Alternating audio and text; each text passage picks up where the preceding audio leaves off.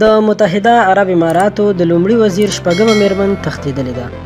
سلام او مینه مې قبول کړئ دوستانو. امید دی چې ټول به روغ جوړ یاستئ. د دوبۍ شهزادګۍ او د متحده عرب اماراتو د لومړي وزیر شپږمه میرمن حیا بنت الحسین د 1.10 میلیونه پونډه سره یو ځای په نامعلوم لوري تختیدلی ده. حیا د متحده عرب اماراتو د لومړي وزیر چې د متحده عربي اماراتو مرستیال ولسمشر هم دی شیخ محمد بن رشید المکتوم شپږمه میرمن ده او 2 بچیان لري. نوموړی له ځان سره خپله 11 کلنه لور او 2 کلن زوی هم تختولی. د راپورونو په اساس نوموړی له خپل خاوند لومړي وزیر سره ښې اړیکې نه لرلې او د طلاق غوښتنه یې ترې کوله. نه تایید شوي راپورونه وایي چې هغه په لندن کې پټه شوې ده. حیا بنت الحسین د جردن هیواد د شاه عبدالله ناسکه خور هم ده.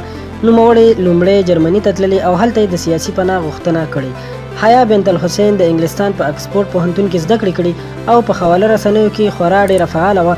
کابو میاشت وشوه چې نوموړی خپل ټول رسنیز اکاونټونه هم غیر فعال کړي دي. دوبۍ کې ځینې خبري سرچینې دا هم وایي چې د جرمني ډیپلوماټانو له حیا سره مرسته کړې چې له دوبۍ وتښتي. بل پلو داسې خبرونه هم ورکول کیږي چې جرمني هیواد د حیا د خاوند او د دوبۍ د صدر اعظم هغه غوښتنه رد کړې چې حیا دې بیرته ورستنه شي. د دوبۍ شاهي کورنۍ ته نږدې 2 موثقو سرچینو تایید کړي چې حیا تختیدلی او د طلاق غوښتنه یې کړې. له دې وړاندې د دوبۍ د لومړي وزیر لور لطیفه هم له کوره تختیدلې وه خو د هند په بحر کې بیرته ونیول شوه او دوبۍ ته ستنه شوه. لطیفې ویلي وو چې د پلار کور یې ورسره زور زیاتې کوي. د بشري حقوقو ځینو سازمانونو ویلي چې لطیفه اوس په دوبۍ کې بندي ده. دوستانو دا د متحده عرب اماراتو د لومړي وزیر د شپږمې میرمنې د تختیدو په اړه معلومات چې تاسو سره مو شریک کړل.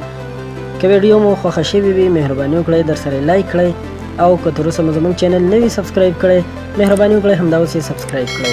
تر بلې ویډیو درنه اجازت غواړم. د الله په امان.